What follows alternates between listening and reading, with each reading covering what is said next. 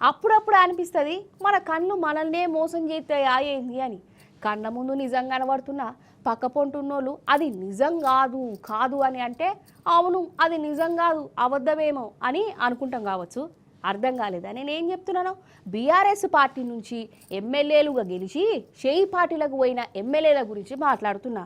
ఇప్పటికే 8 మంది ఎమ్మెల్యేలు బీఆర్ఎస్లోనే ఉన్నారని స్పీకర్ సారు తేల్చేసిండు కదా. ఇక స్పీకర్ సారు చెప్పిండంటే గదే ఫైనల్ అన్నట్టు. ఇక ఇప్పుడు కడియం శ్రీహరి సారు అంతొచ్చింది.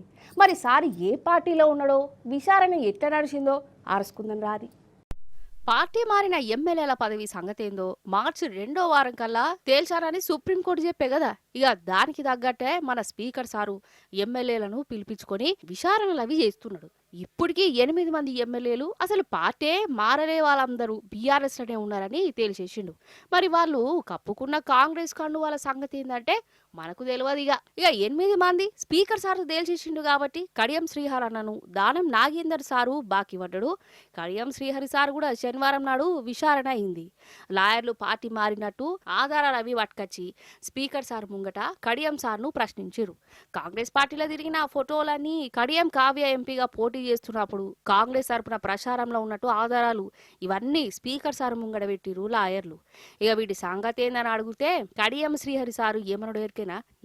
అదంతా ఉత్తుతుదే, అన్ని డూప్లికేట్ ఫోటోలు ఏఐలా తయారు చేసిరని చెప్పుకొచ్చిందట.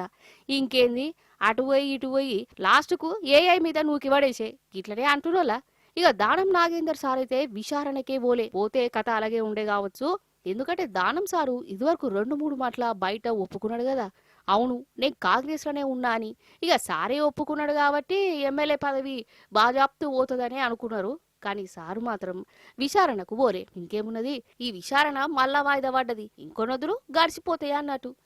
కడియం శ్రీహరి గారు బయటనేమో నేను కాంగ్రెస్ పార్టీలో చేరిన, కాంగ్రెస్ పార్టీ బలోపేతానికి పనిచేస్తాను, నా నియోజకవర్గ అభివృద్ధి కోసం పనిచేస్తాను, దేవాదుల ప్రాజెక్టు కోసం పనిచేస్తాను అని చెప్పి బయట మాట్లాడతాడు.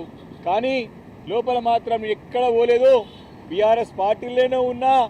ఇవన్నీ కూడా ఈ ఫోటోలు ఈ వీడియోలన్నీ కూడా ఏఐ ద్వారా జనరేట్ చేసి ప్రచారం చేస్తూ ఉన్నారని చెప్పి మరి సమానం చూస్తూ ఉంటే మరి కడియం శ్రీహరి లాంటి నాయకుడు దిగజాడు రాజకీయాలు కూడా చేసే అవసరం ఆయనకు ఉందా అని చెప్పేసి అనుమానం కలుగుతూ ఉన్నది. అయితే ఈడ జనం ఏమనుకుంటురో కూడా మీకు చెప్పాలి. ఇదివరకే 8 మంది ఎమ్మెల్యేలు షేయి పార్టీలోనే ఉన్నారని స్పీకర్ సారు తీర్పు చెప్పినాక జనాలు మస్తు పరేషాన్ అయిపోయారోళ్ళ పోషిని వాళ్ళందరూ రేవంత్ సార్ను కలిసి కండువాలు కప్పుకున్నారు, పార్టీ ప్రచారాలలో పాల్పంచుకున్నారు, షేయి పార్టీ కార్యకర్తలను కూసోబెట్టుకొని ప్రెస్ మీట్లు పెట్టిరు. అయినా కానీ వాళ్ళు బీఆర్ఎస్లోనే ఉన్నారని స్పీకర్ సార్ నుంచి తీర్పు వచ్చుడేందో అని అందరికీ కరెంటు షాట్ కొట్టినట్టు అయింది. ఇక ఇప్పుడేమో కడియం సారు ఏఐ వీడియోలు ఫోటోలు అంటుంటే డబుల్ కరెంటు షాట్ కొడుతుందంట. ఒక్కొక్కల కాదు కండ్ల ముందే వాళ్ళు పార్టీ మారిరని కానొస్తుంటే ఇంకా విచారణలు ఎందుకు కావచ్చు.